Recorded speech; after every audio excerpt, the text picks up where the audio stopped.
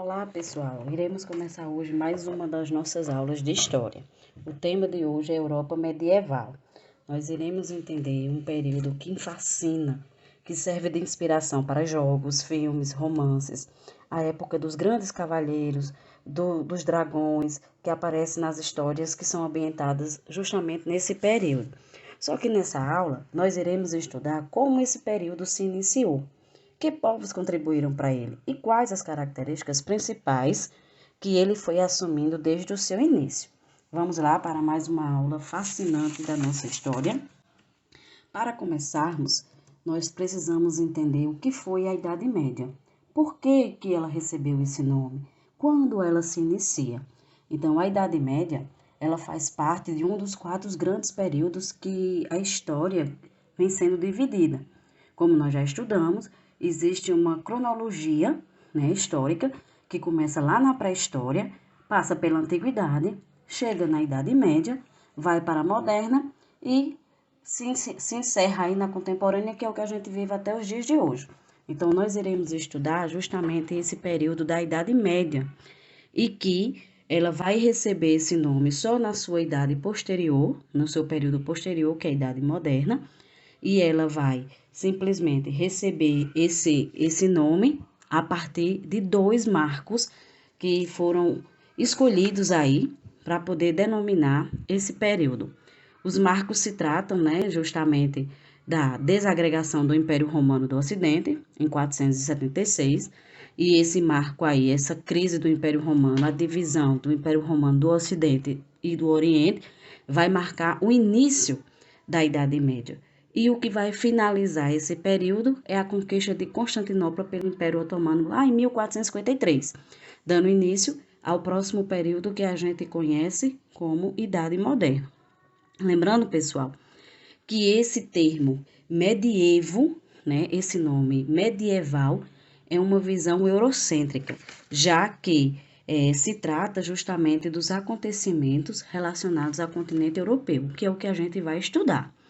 Mas quando e como começou a Idade Média? Quando é que vai começar esse período aí fascinante da nossa história?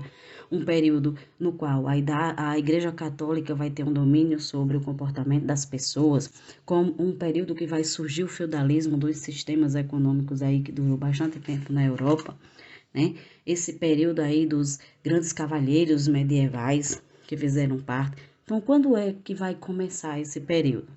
Então, a gente parte aí justamente dessa desagregação do Império Romano, que foi em 1476, quando o Império Romano começa a passar por uma série de crises, na sua civilização, na sua organização política e social.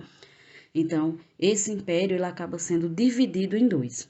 O Império Romano do Ocidente, que é isso que a gente está estudando agora, que vai dar início, que vai originar essa Idade Média europeia, e o Império Romano do Oriente, que é também conhecido como Império Bizantino.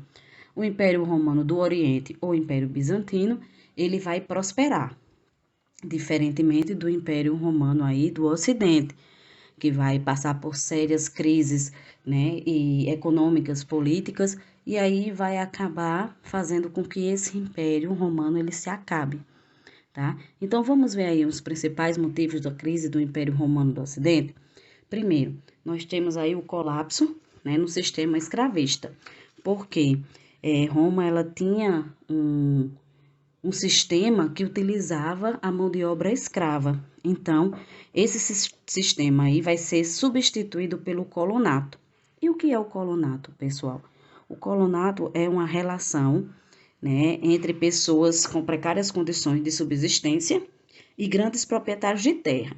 Nada mais é do que um dono de uma extensão territorial, ele vai doar pequenos pedaços de terra para que as pessoas trabalhem nessas terras. E em troca, ele vai oferecer proteção e simplesmente a terra para que ele trabalhe. Então, o sistema escravista em Roma estava bastante precário, vai dar início aí, vai originar esse colonato. Então, vai ser um dos fatores para que mude esse sistema.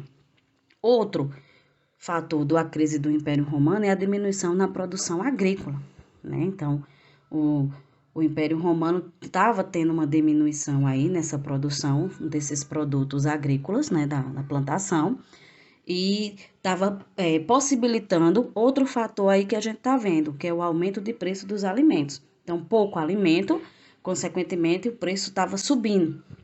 Então, isso foi um dos fatores da crise também. A população começou a passar por fome, muita fome. E a fome acabou trazendo revoltas internas. As pessoas famintas, insatisfeitas com a situação, começou a fazerem alguns conflitos, algumas revoltas internas aí. Outro fator que contribuiu para a crise do Império Romano foi a falta de manutenção dos exércitos. A gente já estudou que esses exércitos eles precisavam de bastante dinheiro para sua manutenção. Como o Império Romano estava em crise, não tinha condições de manter, né, esse exército aí forte, equipados, né, como antes. Então, essa falta de manutenção dos exércitos vai ser uma crise e justamente a falta de manutenção desses soldados, desse exército, vai ocasionar as invasões bárbaras, porque as fronteiras romanas vão estar mais vulneráveis e vai possibilitar a entrada desses bárbaros aí na região de Roma, o que vai ocasionar uma forte crise econômica, como a gente já viu, falta de alimento, porque é muita gente para você alimentar, né? E aí não vai ter mais condições, né? E vai permitir cada vez mais que novos bárbaros entrem na região. E um desses bárbaros é justamente esses povos germânicos, né? Eles são os principais povos aí que entraram na região, né? Entraram nas fronteiras romanas e acabaram tomando posse, né? Se apoderando do que tudo que estava acontecendo. Esses povos, eles eram chamados de bárbaros pelos romanos justamente porque eles não compartilhavam da mesma cultura e eles não falavam latim, que era a língua oficial de Roma naquele período. Então, todo o povo que não habitava os territórios romanos e não falavam o mesmo idioma, eles eram conhecidos pelos romanos de bárbaros. Então, eles habitavam ao norte e leste das fronteiras do Império, né, que era chamada de Germânia nesse período. Então, por isso também que esses bárbaros acabaram sendo denominados de germânicos. As invasões germânicas em geral são explicadas pelos resfriamento climático e o aumento populacional, ou seja, a região que eles estavam ficava um período muito frio, então fazia com que eles acabassem se deslocando dessas regiões à procura de outros que a temperatura não fosse, né, muito baixa aí. E esse aumento populacional, já que não tinha mais condições na região que eles habitavam ali de suprir a necessidade, né, alimentícia de todos esses povos. Então, eles acabavam procurando outros locais para garantir uma sobrevivência. E o Império Romano era um império que realmente já oferecia bastante condição para isso. Então, em 410, a cidade de Roma foi saqueada por esses visigodos, que eram um povo germânico, e a partir daí houve uma sucessão de povos que acabaram invadindo as terras romanas, né? Então, os alanos, suevos, os vândalos, os alamanos, jutos, os anglo-saxões, os únicos e os francos. Então, esses daí foram os principais povos que acabaram aí justamente invadindo o Império Romano.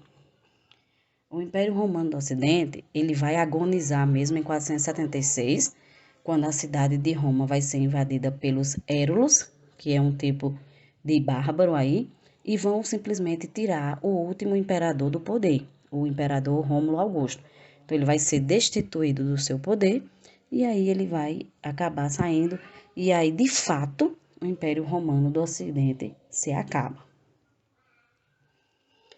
Nisso, a formação dos reinos germânicos, eles vão começar a acontecer a partir dessa queda do Império Romano. Então, veja, estabelecimento dos bárbaros de maneira gradativa nas terras romanas. Nesse mapa, pessoal, a gente pode perceber a formação de vários povos germânicos aí, né? Isso aí eram terras romanas que vão ser aos poucos, né, invadidas e tomado posse por esses bárbaros aí, por esses germânicos. Quais eram os aspectos gerais desses reinos, né? O que é que eles tinham em comum? Cada um possuía uma diversidade cultural, né? Cada um tinha o seu idioma, tinha sua organização social, né, suas crenças religiosas. Eles viviam sob o aspecto econômico, adotavam as trocas naturais e o uso do coletivo da terra. Então, era isso aí que eles tinham mais em comum, né, esse sistema econômico dele adotado por eles, e trocas naturais e o coletivo da terra. Eles tinham uma organização social patriarcal, ou seja, eles tinham um chefe que estava à frente de tudo, liderando e comandando todos esses povos. E, em sua maioria, eles eram politeístas, eles acreditavam em vários deuses, né, e nas forças da natureza. E foi justamente com essas características aí que eles acabaram estruturando a Europa medieval. Eles são as pessoas que vão originar esse período aí na Europa, essa idade média aí, eles que vão trazer toda a origem e a formação desse período, né? Vão consolidar nesse período aí. De todos os povos bárbaros germânicos, né, os francos, daqueles todos que a gente viu anteriormente, os francos foram os que mais conseguiram estruturar, se organizar, se consolidar como povo aí durante a Idade Média. E esses povos francos, eles vão ter aí dois períodos realmente bem significativos, dois períodos que eles vão trazer uma consolidação, um crescimento para a Idade Média e para a região, e que vão ter duas dinastias nesse período, dos reis merovingios e dos carolíngios, tá? Que eles vão trazer justamente aí grandes conquistas para a Europa naquele período. E quando é que o termo Idade Média vai surgir? Ele vai surgir, pessoal, justamente num período que sucede à Idade Média, que a gente conhece como Idade Moderna, né? Os responsáveis por dar esse nome a esse período são os renascentistas. Esse termo ele vai possuir uma conotação pejorativa, porque esse termo aí, né, justamente vem de um tempo médio, um tempo que separa a Europa da Antiguidade Clássica, né, e da Idade Moderna. Então é um tempo aí que é o meio desses dois períodos. Possui alguns conceitos negativos, né, porque dizem que nesse período a Europa não tem muita produção, é um período conhecido aí como Idade das Trevas, justamente por ser considerado um período de pouca produção artística, um período em que a Igreja Católica teve um domínio muito grande sobre toda a sociedade, sobre o comportamento social dos europeus nesse período aí, impossibilitando justamente um desenvolvimento científico, um desenvolvimento cultural. Então, por isso que esse período do medievo, ele é conhecido